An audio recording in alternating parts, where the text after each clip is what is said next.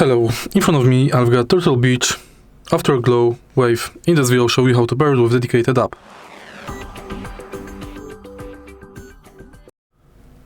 To connect your controller to dedicated app, firstly make sure it's connected to your PC, and next enter Microsoft Store and download Turtle Beach PDP Control app. Once it's downloaded, install the app and then open it. Tap Let's get started.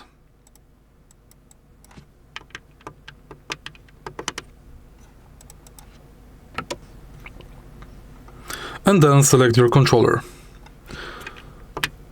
Confirm, and now you have to update the controller firmware.